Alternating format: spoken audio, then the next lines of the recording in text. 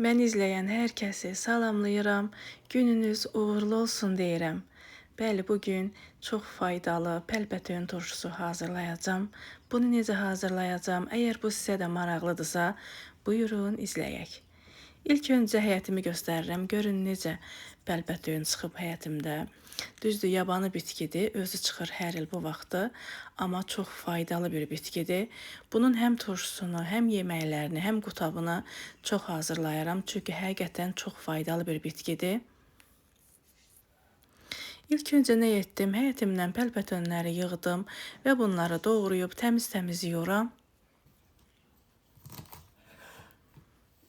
Bunu doğraya da bilərsiniz, bütöv də tutmaq olur, fərqi yoxdur. Əziyyətə dəyər verən, videolarımı izləyən, bəyənən, şərhlər yazan hər kəsə öncədən təşəkkür edirəm. Allah razı olsun deyirəm. Pəlpətönlərin hamısını doğradım və gördüyünüz kimi təmiz-təmiz yuyuram.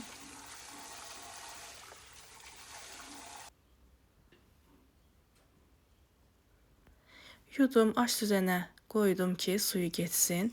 Mən nə edəcəm? Qabın içərisinə əlavə etdim. Üzərinə qaynanmış qaynar su əlavə edib, yarım saat belə qaynar suyun içində saxlayıram.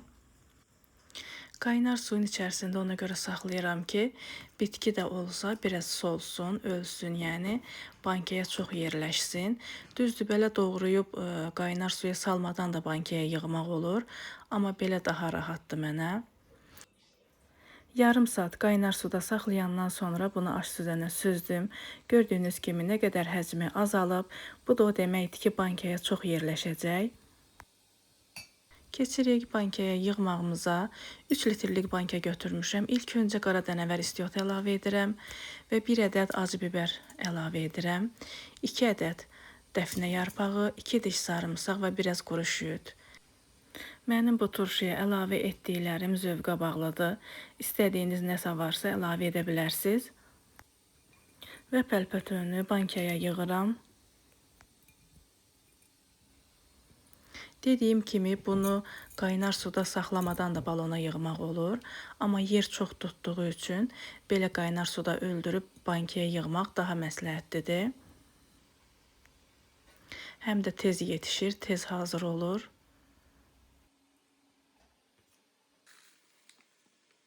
Gördüyünüz kimi bankamıza yığdım. Üzərinə 3 yemək qaşığı duz əlavə edirəm.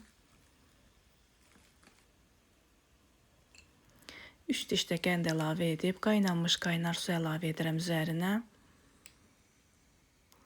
İnanın ki, çox dadlı, ləzzətli bir turşu alınır.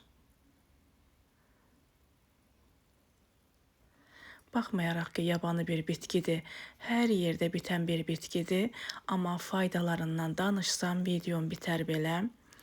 3 litrlik bankaya 1 stəkan üzüm sirkəsi əlavə etdim. Üzüm sirkəsini də özüm hazırlamışam və bunu bu formada qarışdırıram. Artıq turşumuz hazırdır. 3 gündən sonra bunu yemək olur və 3 gündən sonra da açıb sizə göstərəcəm. Bəli, dəyərli izləyicilərimiz, bir faydalı videonun daha sonuna gəldik. Paylaşdığım videolar kimlərəsə fayda olursa, videolarımı izləyərkən bəyənməyi unutmayın.